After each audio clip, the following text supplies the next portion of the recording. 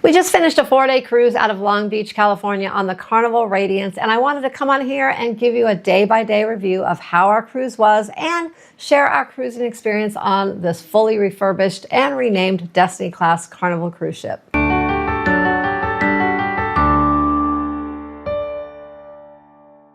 Hello everyone, I'm Sharon from sharonatsea Travel. Thanks for joining me today. The Carnival Radiance went through a $200 million refurbishment back in 2021.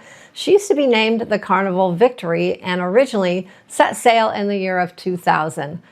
Truth be told, we have actually been on the Carnival Radiance 3 times, but the cruise was different because we took our 5 grandchildren with us and we had 2 connecting ocean view cabins, which made it feel like we were staying in a large 2-room suite with all 8 of us moving around between the 2 cabins. We've already put out an embarkation day video, which I will link above if you want to go back and watch the full experience, but I still want to quickly cover each day of the cruise in today's video. We drove from Arizona to Long Beach and had a great pre-cruise stay at the Homewood Suites at the Long Beach airport before driving to the cruise port on embarkation day.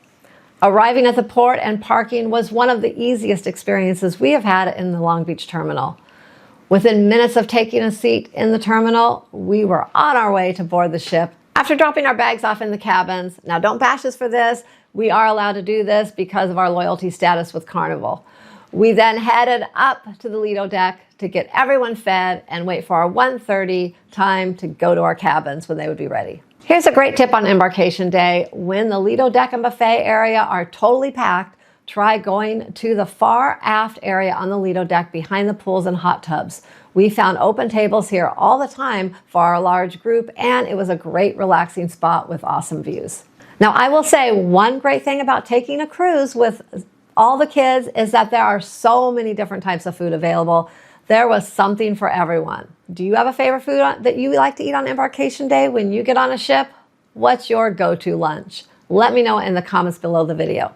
After enjoying our mixture of Guy's Burgers, Pig and Anchor Barbecue, Shack's Big Chicken, and a few other types of food, we headed to our cabins to get settled in. Our cabins were on deck 2, forward, and we had connecting ocean view cabins. We split them up into the boys and girls cabin, 4 in each cabin, and I really loved these cabins. There was plenty of room for all of us and lots of counter space and closet space. After getting unpacked and situated in the cabins, we took everyone up to the Lido deck for the 4 o'clock sail away party, which is always a lot of fun. I give it to Carnival. They know how to have a sail away party. Soon after, we got ready for our 5:30 set dining time in the main dining room. Our table was on deck 4 in the upper section of the forward sunrise dining room. We had a table for 10, which included us, our grandkids, and our daughter and son-in-law, who also came on the cruise. I have to say that the service in the dining room was fantastic. Every night the wait team had our drinks ready, called us by our names, and after requesting a dessert cheese platter as an appetizer the first night, they had cheese plates at the table every night after that. Now, I know Carnival does not have the best reputation when it comes to the main dining room, but I'm here to tell you that for the most part, everything was pretty good and we never left dinner hungry. After dinner, we took the 2 younger grandkids, Nicholas and Micah, to try Camp Ocean for the first time. Nick is 11 and Micah is turning 9 in 2 weeks. Usually they would be separated into different age groups, but the Radiance had the Stingrays ages 6 to 8 and the Sharks ages 9 to 11 all together in one room. So the boys got to stay together. This may attributed to the overcrowding kind of at the kids club and how chaotic it seemed the first night.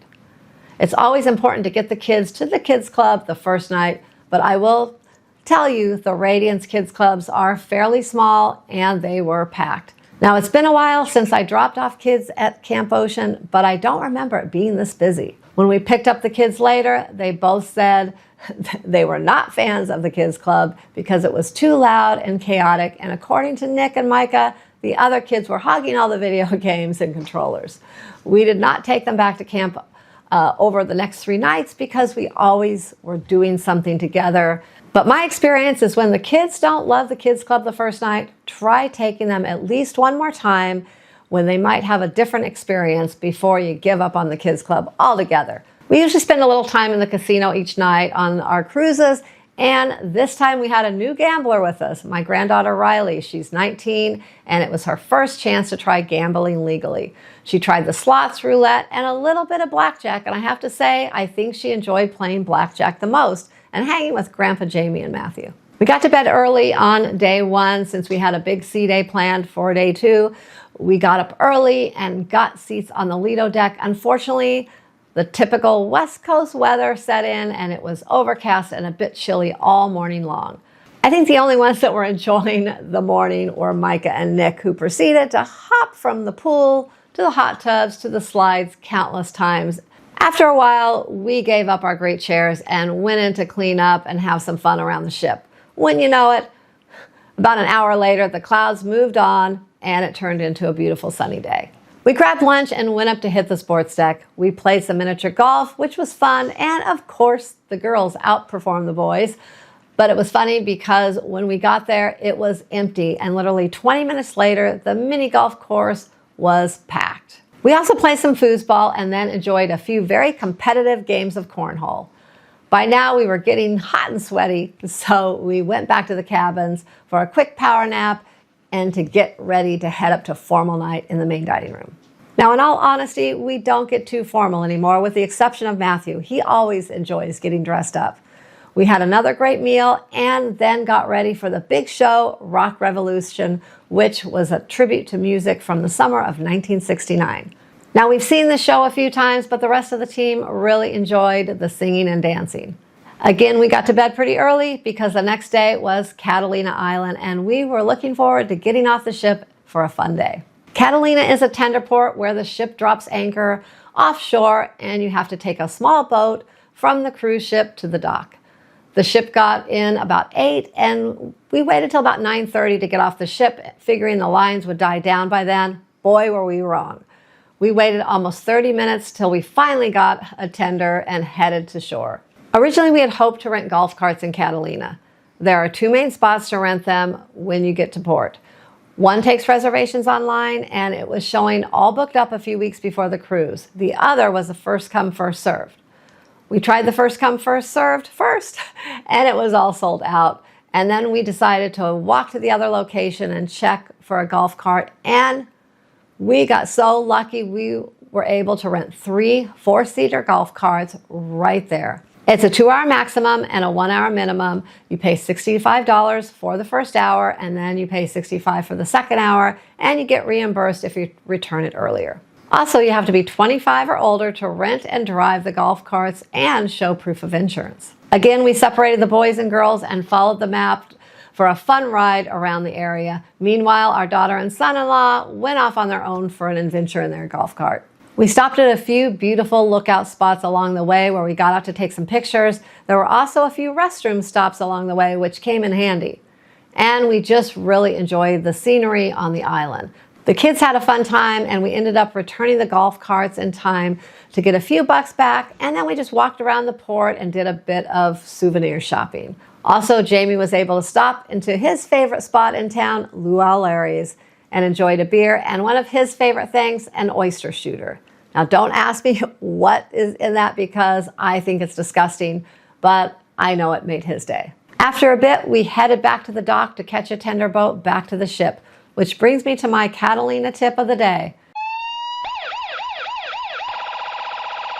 There are no restrooms where you get in line for the tender. And the lines can be quite long, so make sure everyone in your party goes to the bathroom before getting into that long line. You will thank me later. Now again, we took another afternoon rest before heading to dinner. After another great night in the main dining room, I took the kids to the arcade for a while. The arcade on the Radiance is small, but the kids really seemed to love it. After that, while the others were out and about, I took the boys back to the cabin as they settled down with a movie on the TV. Now, Carnival does not really have any good TV channels. In fact, they have probably the worst TV lineup of any of the cruise lines we have cruised on. But they do have a selection of free on-demand movies, and the boys found a few that they enjoyed. Those movies saved the day a few times. By now, you're seeing a trend. I did spend a bit more time with my 2 younger grandsons than the other kids, but that was fine because the others are older and they can run around the ship on their own. And since it was the 2 boys' first cruise, I really wanted to make it special for them. My granddaughter Natalie, who was 15, has cruised once before, and she was quite comfortable getting around the ship on her own. Riley has cruised a few times, and she was able to hang out with Jamie and my son Matthew a lot, and Callie, who just turned 17, cruises quite often and knows the ropes, and she was able to spend time with others doing different things. Neither Natalie or Callie chose to check out Club O2 for the teens from 15 to 17. They spent more time with family and hanging around the ship. And Matthew, who is 20, and Riley, who I mentioned was 19, checked out the 18 to 20-year-old meetups, but unfortunately, they said the gatherings were kind of lame and no one really showed up for them.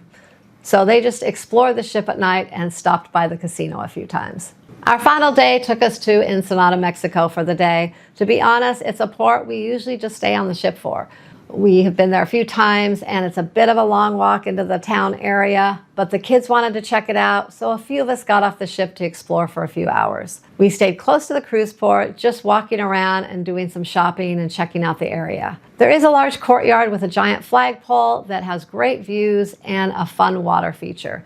There were a number of vendors selling snacks and souvenirs. After a bit, we got back on the ship and grabbed some lunch and some chairs up on the Lido deck and took full advantage of the afternoon sun while the kids once again enjoyed the water park and the slides. Also, if I didn't mention it, all of the kids did their part in emptying out the ice cream machines each day. The cones and cups of ice cream were nonstop. Before dinner, I started a little packing and organizing since I wanted to make sure that I wasn't up all night packing all 8 of us up in those cabins. We had a great final dinner in the main dining room, and our dining staff sang happy birthday to Micah since his birthday was only a couple weeks away.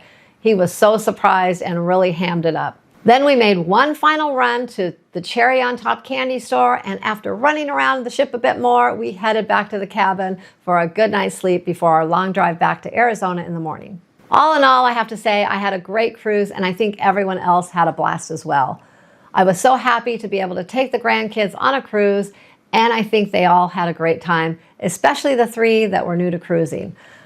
As I mentioned, Nick and Micah, it was their first cruise, and Natalie went once before, but she was only 2.